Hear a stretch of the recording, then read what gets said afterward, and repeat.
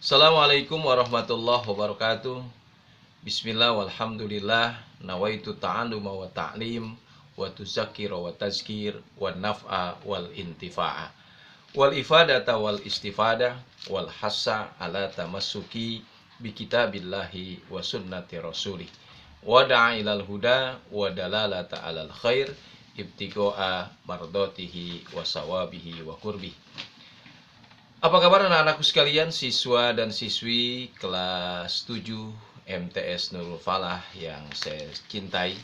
Selamat bertemu kembali, selamat berjumpa kembali dengan saya, Pak Alpu, di pelajaran seni budaya.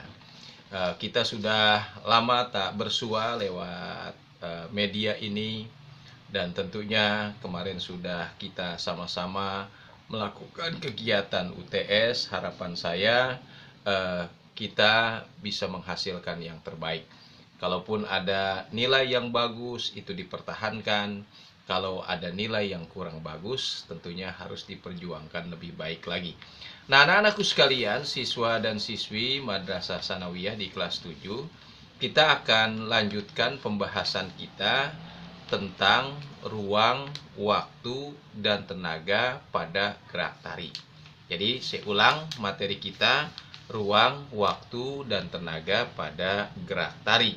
Itu materi kita di kelas 7 di bab ketiga. Nah, kita lihat gambar pada buku. Ada 3 wanita yang sedang melakukan gerakan tari.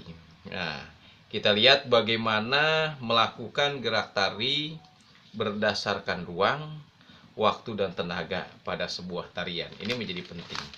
Nah, yang kita sampaikan tadi, ruang, waktu, gerak tari, itu merupakan bagian atau disebut elemen-elemen tarian. Jadi, bagian-bagian tarian.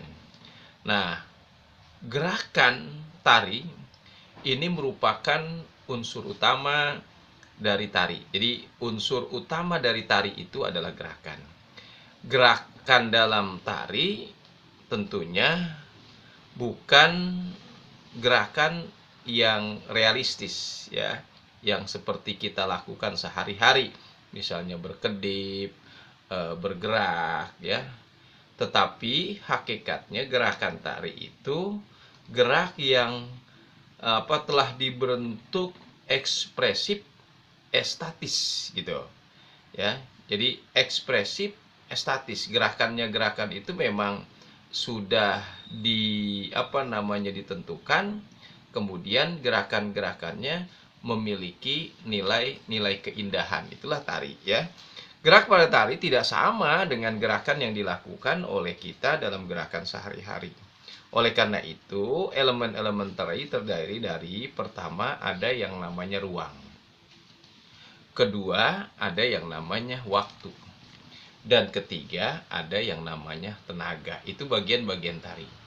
Nah, ruang itu sendiri apa? Ruang adalah salah satu unsur pokok tari yang tentunya menentukan terwujudnya atau terungkapnya gerak. Jadi ruang itu tempat bagaimana sang penari melakukan gerakan-gerakan tari sehingga gerakannya itu terungkap gitu, ya. Karena itu, ya, mustahil suatu gerakan gerak lahir tanpa adanya ruang gerak. Penari dapat bergerak atau menari karena adanya ruang. Ruang gerak itu meliputi posisi, ya, meliputi posisi. Kemudian posisi itu merupakan aspek ruang. Posisi menunjukkan arah hadap, arah gerak penari, misalnya ke depan, ke belakang, ke sudut kanan, ke sudut kiri. Jadi panggung itulah yang disebut ruang, sehingga sang penari bebas melakukan ekspresi gerakan. Itulah ruang. Kemudian berikutnya ada yang disebut dengan waktu. Apa yang dimaksud dengan waktu? Setiap gerak yang dilakukan dan membutuhkan waktu, baik itu gerak estetis maupun gerak fungsional, ya, yang kemudian gerak fungsional ini memerlukan waktu, maka itu adalah disebut waktu. Nah, gerak fungsional seperti misalnya kita berjalan menuju ke sekolah, itu pasti membutuhkan waktu. Misalnya 10 menit, 15 menit, atau 20 menit. Ya. Jika jarak yang ditempuh dekat, tentunya waktu yang dibutuhkan juga lebih sedikit dari tentunya yang jaraknya jauh. Nah, unsur waktu dalam ruang lingkup seni, ya, dalam seni tari ini tentunya anak-anakku sekalian itu didominasi oleh ritme gerak dan tempo gerak. Ritme gerak adalah elemen atau detail waktu dari awal sampai akhir. Jadi detail waktu dari awal sampai akhir itulah yang disebut dengan elemen waktu. Nah, kemudian adapun tempo adalah ukuran waktu untuk menyelesaikan suatu rangkaian gerak dari gerak A ke gerak B, itu tempo, ya. Tapi keseluruhan dari gerak A sampai Z itu adalah ritme yang menjadi bagian waktu. Gitu. Nah, selain dari itu, penari harus benar-benar apa? Benar-benar cermat dan penuh kontrol dalam mengatur perubahan ritme atau irama yang cepat, yang lambat, dari tempo pendek ke tempo yang panjang. Oleh karena itu, biasanya untuk memenuhi ritme yang ada, maka iringan musik menjadi sangat penting dalam memenuhi waktu dalam gerakan tari. Kemudian yang ketiga, ada yang disebut dengan tenaga. Apa yang disebut dengan tenaga? Tenaga itu adalah gerak yang memerlukan tenaga, kemudian penggunaan tenaga dalam gerak tari itu meliputi beberapa aspek. Apa saja misalnya anak-anakku sekalian? Ada yang namanya intensitas. Kemudian yang kedua ada yang namanya aksen. Dan ketiga ada yang namanya kualitas. Nah, intensitas itu apa dalam tenaga? Yaitu berkaitan dengan kuantitas tenaga dalam tarian yang menghasilkan tingkat ketegangan gerak. Tuh. Intensitasnya bagaimana? Kemudian ada yang disebut aksen. Aksen itu tekanan. Ya, tekanan muncul ketika gerak dilakukan secara tiba-tiba. Sedangkan kualitas berkaitan dengan bagaimana cara penggunaan atau penyaluran tenaga itu sendiri.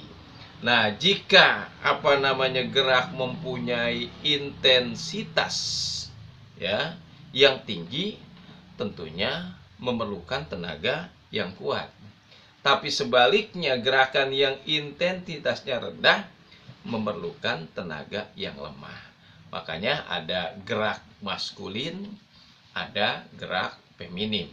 Antara gerak maskulin dan feminim tentunya pasti berbeda satu dengan yang lain. Nah, itulah anak-anakku sekalian di kelas 7 berkaitan dengan pelajaran kita sebagai pengantar ruang, waktu, dan tenaga pada gerak tari.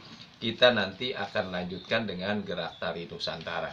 Untuk itu, untuk tugas, silakan lihat halaman 38. Ada 5 soal pertanyaan, dijawab dengan sebaik-baiknya. Seperti biasa nanti hasilnya tentunya dikumpulkan seperti biasa yang kita lakukan pada waktu-waktu sebelumnya. Demikian pertemuan kita pada kesempatan kali ini.